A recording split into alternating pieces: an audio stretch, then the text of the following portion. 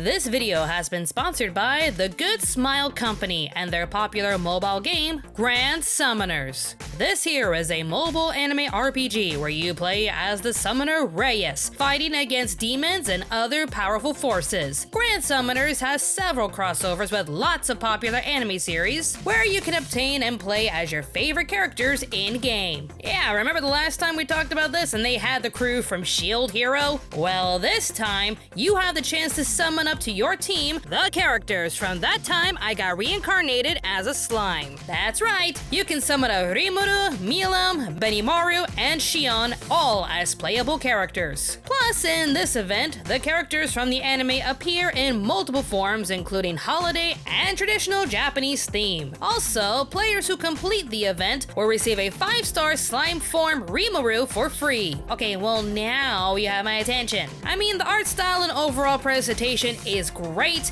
it's easy enough to play for anyone to try, and it's got a wide range of characters for you to collect and play with. And they're throwing in Rimuru and his crew to play with? What's not to love? Oh wait, you can also go to the Grand Summoners Twitter page to enter for a chance to get your hands on some merchandise from the anime, and all you have to do is retweet and follow their official social media pages, but this will only be available for a limited time. Well, sign me up, why don't ya? If you want to summon up Rimuru and his friends, sign up with my link on the screen or in the description to play the event before it's gone. It's a fun experience for everyone to try, so sign up and check out today, Grand Summoners.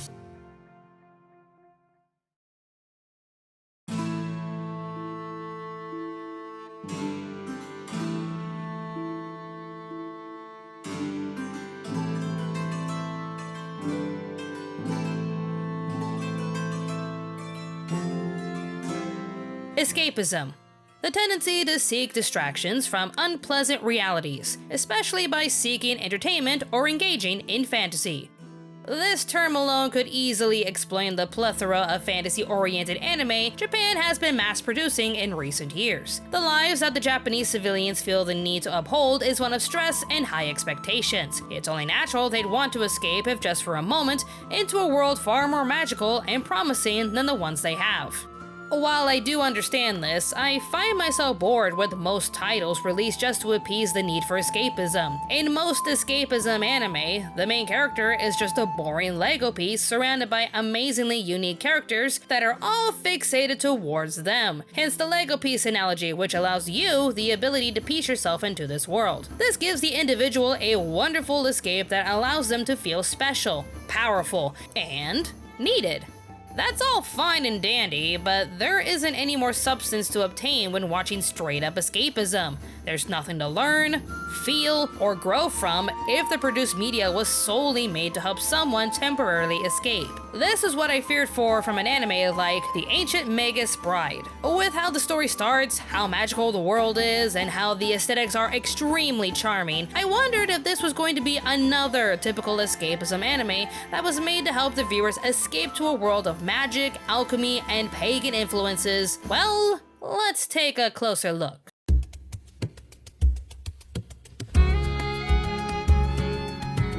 The Ancient Magus Bride started off as a manga series written and illustrated by Kore Yamazaki, a passionate mangaka with impressive knowledge of European folklore, Celtic and Gaelic culture, and pagan traditions, which is made abundantly clear with this series and her other stories like Frau Faust and Ghost and Witch. A mangaka with a serious love for Celtic lore, huh? Well, consider me an instant fan. Throughout the series, we meet a wide variety of creatures and characters related to ancient times while accompanied with unique and magical settings. From the cottagecore touches of Elias's home to the gorgeous landscapes of Europe and to the mystical natures of the Fey forests, you can tell Yamazaki put a lot of time and effort into creating such a classic and magical world. This beautiful and majestic series was brought to us by Wit Studio, the famous studio that brought us Seraph of the End, Spy X Family, and just a little show called...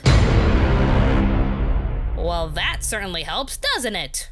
With the amazing talents provided by the animators of Wit Studio and Kore Yamazaki's vivid world of European lore, the Ancient Magus Bride was turned into one of the most creative and beautiful worlds ever animated in anime history. And I don't know if I'm just saying this because I'm a sucker for this kind of aesthetics or not, but you have to admit, the Ancient Magus Bride is just gorgeous.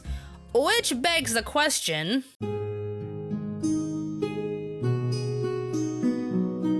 At the very least, the Ancient Magus Bride starts off similar to the rules of escapism. Typical escapism shows will have someone from our world get sent to another world and become the most famous, overpowered character of all time. Or at the very least, it's centered around a character whose life isn't going too well until they meet a stranger that turns their life completely upside down. In the case of the Ancient Magus Bride, it's definitely the latter. We have Chisei Hattori, a teenage girl who really had a troubling childhood. She and her family have the unique ability to see supernatural creatures, while normal humans don't. Out of the blue, her father disappears with her baby brother, leaving her distraught mother alone, with a burden to care and protect Chisei, which ultimately pushes her to the brink of death. With no family to love her and stuck with relatives who don't want to care for her, Chisei sells herself into slavery in the hopes that someone is willing to put up with her and just give her a home. To her surprise, a strange figure appears at the auction and buys her for £5 million. This gentleman turns out to be a mystical fae-like being known as the Thorn Mage, Elias Ainsworth. He recognizes Chisei to be what is known in his world as a slay beggy, a special mage who can draw magic from her surroundings and within herself, which tends to make them very weak and frail. Elias wants Chisei to not only be his apprentice, but also to find a way to make her stronger in order to prolong her life, since most slay beggies don't usually live for very long. And I think there was just one other matter that they had to discuss. What was it again? You should know, I also hope to make you my bride. Ha!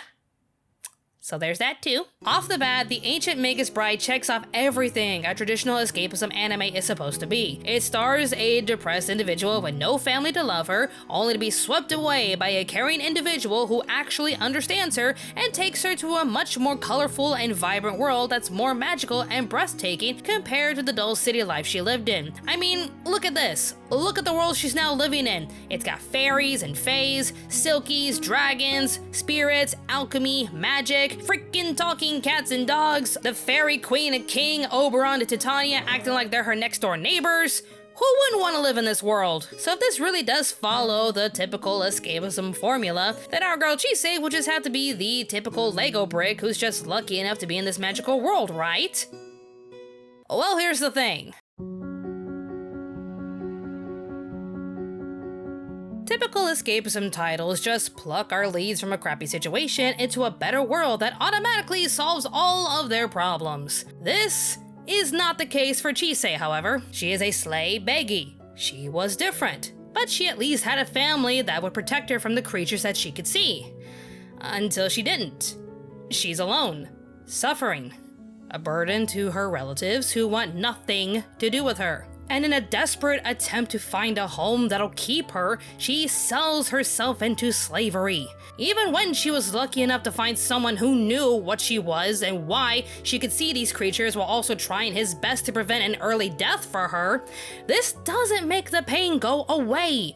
You can see in her actions and behavior that she doesn't have much value for herself or her life. The thought of love and acceptance escaped her long ago when her mother died. If she happens to find someone willing to love her, okay, that's nice. But if life is cut short, well, that sucks. Oh well. She remains loyal to Elias since he's literally the only, person to give her a home she could feel safe in, but still doesn't put much thought into her own being since any amount of self-worth she had was snuffed out by the people she was supposed to trust. Why did my dad leave me? Why did he take my little brother away? Why did my own mother try to kill me? Why did she kill herself in front of me? Why am I a burden to my family? What the hell did I do? You know, would it be just better if I wasn't even here? That is just something you can't simply brush away just because you're now in a more magical world. Things might be better, but the burden and the pain is still deep within her heart. The story knows this, however, and instead of throwing in characters trying to cheer for her or prove just how awesome and beautiful she really is despite what she keeps telling herself, just like every other escapism anime, every other character in this show is placed in to make her think and even challenge herself in more ways than one.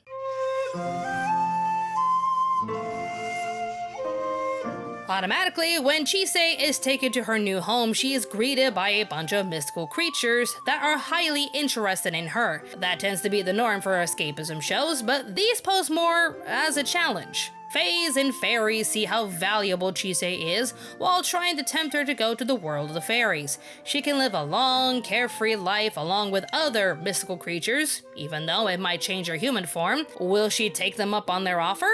Or stay by Elias's side? Ruth is a church grim who was solely fixated on protecting this town's graveyard while waiting for someone precious to him to wake up, ignoring the fact that she's, well, dead. He turns to Chisei to be her familiar, despite knowing that her supposed fate to an early grave could also end his life. Now Chisei has to move forward knowing that every action she takes could have devastating consequences not only to herself, but also to Ruth.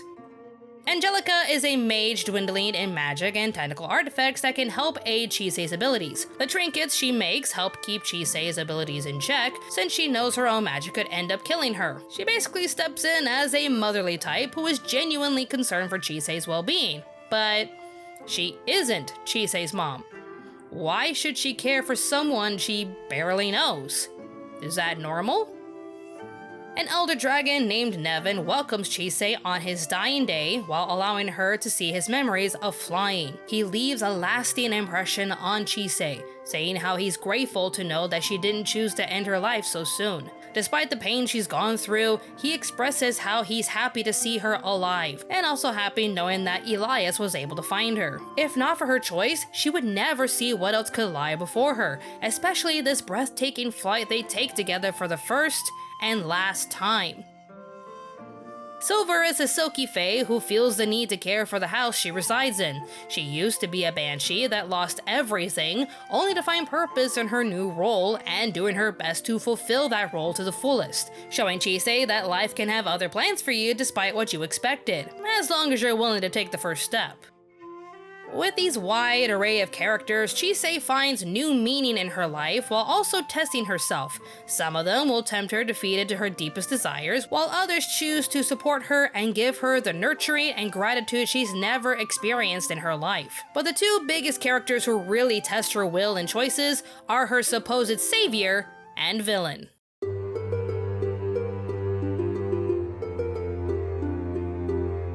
Elias Ainsworth, a fae beast taken on the form of a human, but still doesn't know how to behave or act completely human. He doesn't even know who or what he is. His goals are mostly motivated out of curiosity, desire, and selfishness. Since mages are slowly going extinct, he purchases Chisei in hopes of prolonging the life of a slave beggy, but also to have as his bride. Perhaps together they can find a way to protect more slave beggies like her, or even, produce some more mages. If he actually knows how. What I mean by this is most magical individuals who know Elias see him more as a child, despite his age. He acts like someone who can't fully comprehend how to act or behave in accordance to what's considered in society as normal, similar to the behaviors of a child. He does things without even considering the reaction of others, unlike Chisei. Chisei bases most of her decisions on how others would react, no matter how it would affect her, as Elias would base most of his decisions on what he wants, despite how others would react. Take, for example, episode 21, Necessity Has No Law. Chisei was stricken by a powerful curse that will slowly rob her of her life. There is no cure for this, but when a high priestess informs Elias that placing the curse on another person could help, he doesn't really hesitate. He takes Chisei's new friend Stella in hopes that she can take the curse instead, despite knowing that Chisei won't be happy with this solution. He doesn't seem to care because he only wants to protect Chisei, even if he has to sacrifice someone else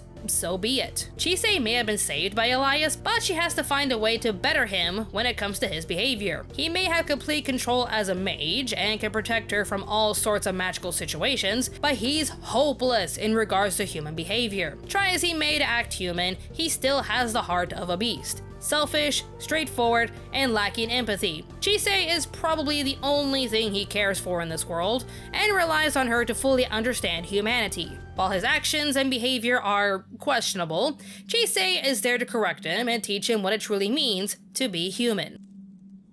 But then we have another individual who suffered a lot more compared to everyone else, and in turn shows us how his past truly affected his mindset. Chisei was abandoned and treated like a burdensome child. Elias has no recollection of his past and tries to be self-sufficient while acknowledging he still has much to learn about the world and how to behave. Here, on the other hand, we have Cartophilius, an ancient being who was cursed with immortality because he threw a stone at Jesus?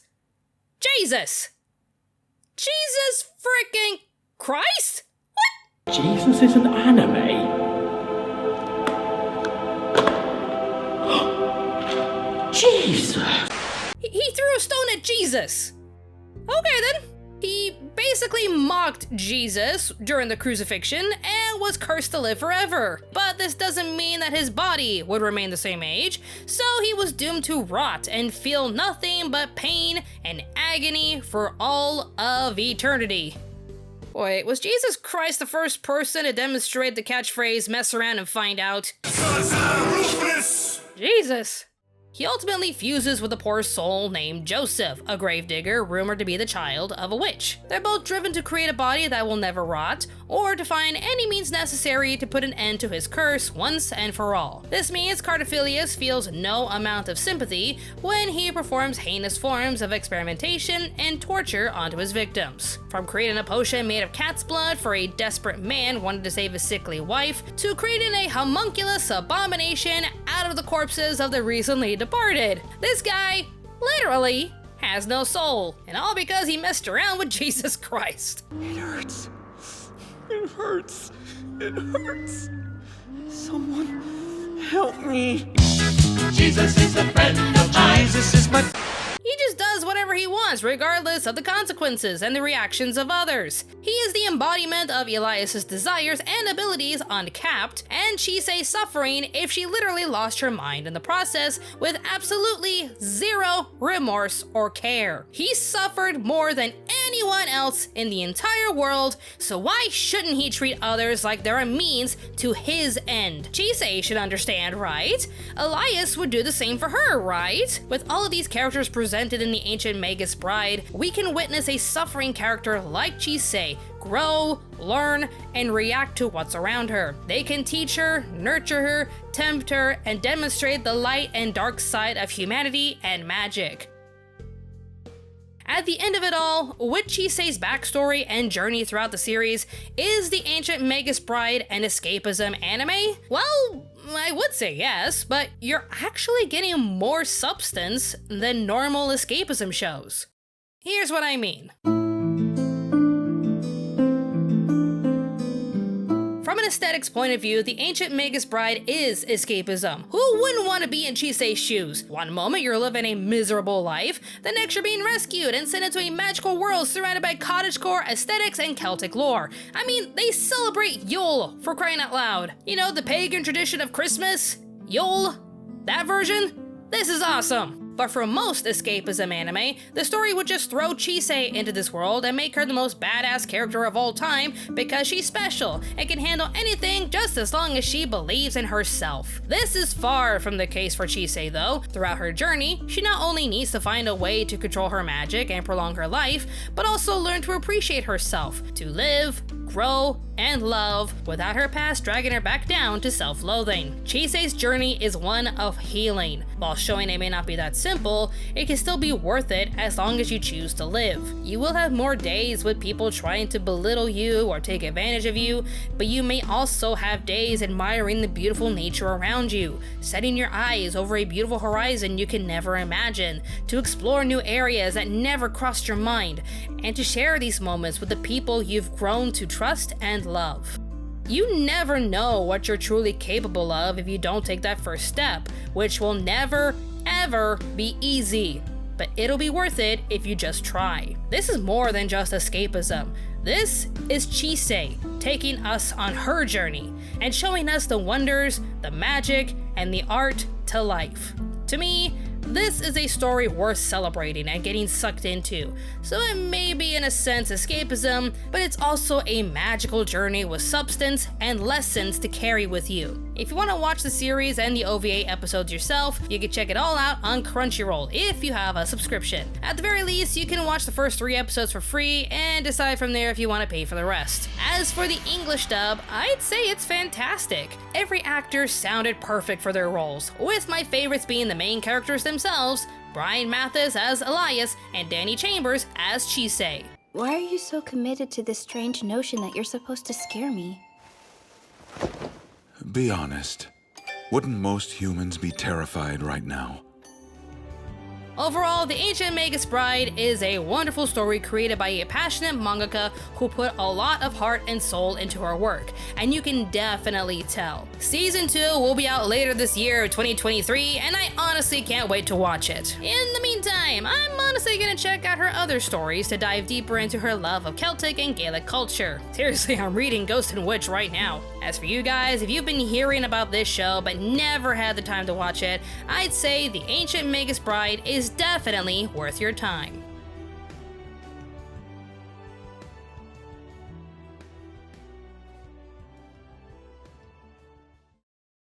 Hello, my son. Oh, Jesus, it's the real Jesus. You've been a very naughty boy, haven't you? Oh, come on, it was just a joke. Oh, aha, aha, aha.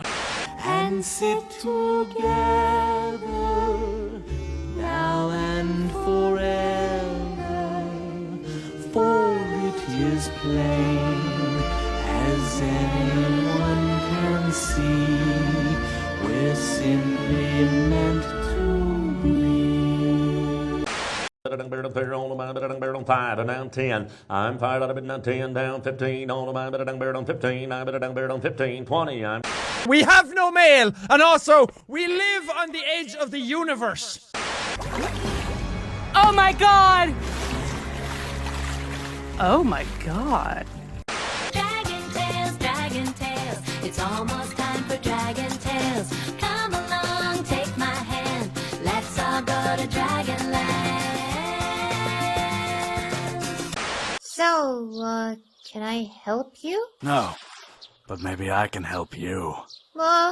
I need an adult. I am an adult. No, you're fucking not. I've only had Arlo for a day and a half, but if anything happened to him, I would kill everyone in this room and then myself. It's me, hi, I'm the problem, it's me. Magic is the bloodstream of the universe.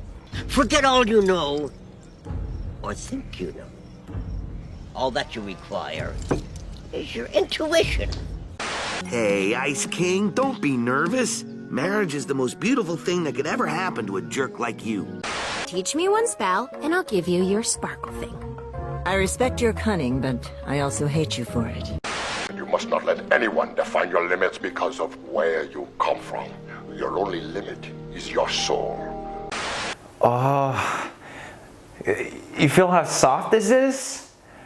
It's so soft. Oh, it feels so good to touch. It's so smooth. Oh boy, I could do this all day. I believe I can fly. I believe that I'm gonna die. How many times have I said, I want a woman that could crush my head in between her thighs. Any part of her body could crush my head. And I know the part that you're thinking of, and that's just one of several options. I haven't even had my cup of apple blood yet. You mean apple juice? No. To love, to kiss, to sweetly hold, for the dancing and the dreaming, through all the sorrows and delights, I'll keep your love beside me. I'll swim and sail on savage seas, with ne'er a fear of drowning, and gladly ride the waves of life, if you will marry me.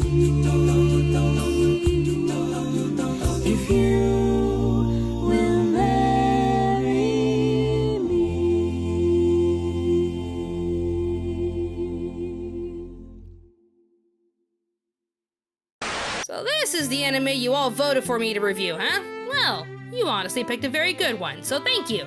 Thank you for contributing your votes and allowing me to watch and review this beautiful show. If you watched the Ancient Magus Bride, what did you really think of it? Leave your answers in the comments down below. Why do I love Celtic and Gaelic culture? Probably because I took pride in the fact that I'm part Irish and Scottish as a kid, so this kind of stuff always appealed to me. But anyways, I want to say thank you to my awesome Patreon supporters for helping me keep this channel alive. It really has been that easy with YouTube's algorithm and real life events always messing with my schedule, but I can continue to make the videos that I want to make, all thanks to you. If you want to support the channel, you could choose either Patreon or YouTube membership, but you can also just leave a like on this video, comment, and share this video to fight off against YouTube's ridiculous algorithm. Whatever you choose to do, thank you for supporting this channel. More awesome videos will be on the way, so stay tuned to Anime America.